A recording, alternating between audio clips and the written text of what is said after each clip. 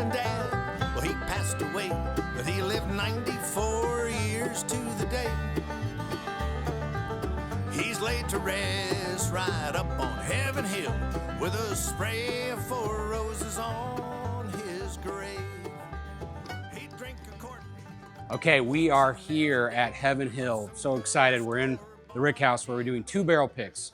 We're doing one of very few Heaven Hill bottled in bond single barrels, and we're doing an Elijah Craig barrel proof pick. So we can't wait for you guys to taste these. It'll be fun to get them proofed down. We'll keep you blind, of course. That's how we like to do around here. That'll be kind of fun for your palate this morning. But without further ado, you all want to get down to business? Absolutely. All right, beautiful. Give me a good crack, like right here. A little bit. We're going to call this barrel number 1.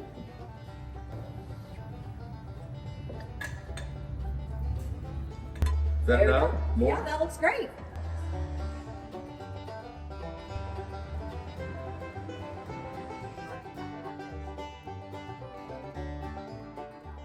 So we'll probably get about 122 bottles out of this barrel.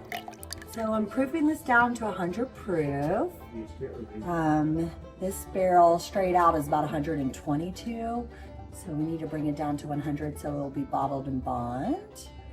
And so now we have 3 samples at 100 proof. I just asked that we raise a glass and make a toast to say welcome to Big Red, welcome to Heaven Hill. Welcome to a bottled and bond pick. Cheers. Cheers. Why should this day be any different? Maybe more like on the fruit sweet side of things as opposed to like a dessert type sweetness. That's what Parker taught me first time.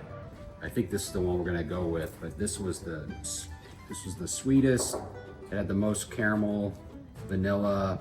It had a little bit of oak spice on the mid palate, so it was well rounded. Just a perfectly balanced, sweet forward Heaven Hill. It's always interesting doing single barrel picks because these barrels could be distilled on the same day, live next to each other in a warehouse their entire lives, and then you open them up and they're very different. But there's so much variety when you actually taste them separately, which is always why picking them here on site is the best way to do it. So out of barrel 1, 2, and 3, your first barrel came from the second floor and barrels 2 and 3 came from the first floor. So you chose the outlier of the group. Ironically enough too, because it was on the second floor, it's a little bit higher, but oddly enough, it was quite higher. It's 129.3, which kind of surprises me for a second floor. Beautiful barrel. When we move over to Elijah Craig, then I try to keep you towards age. Barrel number 1 was also your tenure, so there you go. Key Warehouse third floor is 121.6. And number 3 was another 10-year. I took you back to Key Warehouse, but I took it to the 4th floor.